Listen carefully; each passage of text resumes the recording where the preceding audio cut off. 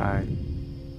So today I want to talk about this baby, the 200-600 Sony lens.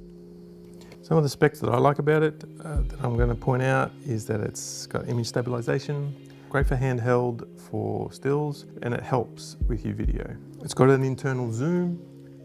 It's all one piece, so the sealing is awesome. The weight balancing is also really good because of that. There's no bellows when you zoom in and out the different focal lengths, so that is also very helpful. Plenty of programmable buttons that I don't use, but a lot of people do, so yeah, anyway. I'm going to talk about the video capability of it. I initially bought this lens because I wanted a stills lens to go wildlife shooting, because I do a lot of walks with my partner and do a lot of walks around the local area. So that's why I got this lens. Now, it's not cheap, but it's not super expensive for what it is. So yeah, anyway, so I got this lens, but decided to see how well it would go using video. So what I did is we went on a little trip up to the Dubbo Zoo, and I decided to shoot video for the entire time.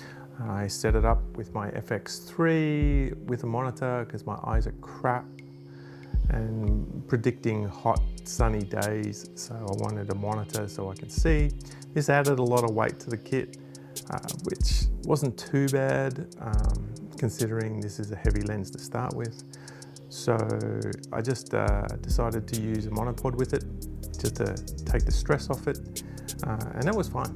It worked really well. I would highly recommend setting it up though as a fully rigged kit with base plate and rods and lens relief if you're going to use a heavier package, a heavier camera package anyway. Being able to do that lovely headshot from range was just perfect. I freaking loved it. Getting into the rhinos, the giraffes, the zebras, when they're like a few hundred meters away, like it was great. It gives you the opportunity to get these shots that you probably wouldn't be able to do so at this price range. So I was quite happy with it. I did find a few little things that was a bit tricky that I had to overcome. A day or two of walking around with this thing all set up, yeah, it was pretty tough on the shoulders. The monopod actually really helped, so that was really good. But yeah, something to note that it's not a light bit of kit. 6.3, yeah, I would have liked something, I would have loved 2.8, but it's not going to happen at this price range. Yeah, so I'd have to sell a kidney to buy a 600mm 2.8. And I'm not going to do that. I found at the 600mm that I was introducing a lot of micro jitter. This was easily removed in post. However, I still haven't figured out whether it was me, my settings, or whatever, or the camera. But I would argue it was because I was leaning on the lens and had my hands on the lens while I was recording. It's not tac sharp.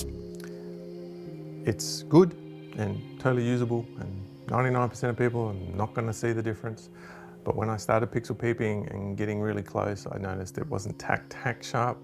Look, it's a 2019 lens. It's not a brand new lens. It's not using the new technologies. So I get it. It's not as sharp as the new 70-200, which I'm very used to, but I would say this is the flagship lens to compare everything to. So it's not tac sharp, and on that, like, it's friggin' massive, it's big. This is the 70-200 everyone's used to. Then you just put the lens hood on so we can compare apples with apples. So like this has got a body on it as well, and you can see like it's quite a difference. Saying that, like it's good. The downside with having such a long lens is I need to put it somewhere. It doesn't fit in my camera bag. So I've got to either get another bag or rearrange my video Pelican case to put it in and whatever. So the soft case that it comes with, like most Sony lenses, well, most lenses these days, they come with their own little soft bag and stuff like that. They're useless. For the price, this is a really good option. It's about 2,200 Oz. So for me, it's not a cheap lens, but it's not a super expensive lens. So for me, for a 600mm lens to give you that reach, it was a no-brainer. Would I buy it again? Yeah, I would. It's good. It does the job really well. It gives me this reach that I can't get anywhere else, even with a 2x teleconverter on the 7200. It only gives me the 400, and when you're doing wildlife, that extra reach is very helpful. I love it that I can put it onto my stills camera and shoot stills with it, which is why I primarily bought the lens, just for a bit of play, because I'm not a wildlife shooter. But having the ability now to put it on the video camera and shoot from distance and get good clean shots, and know I'll be able to get good clean shots, it's going to be a big difference for the business and all the video stuff that I'll be able to do. I can now give my talent a lot of breathing space and have really good coverage of what I need to get out of the shot. So yeah,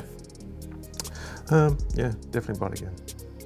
So yeah, that's all I got.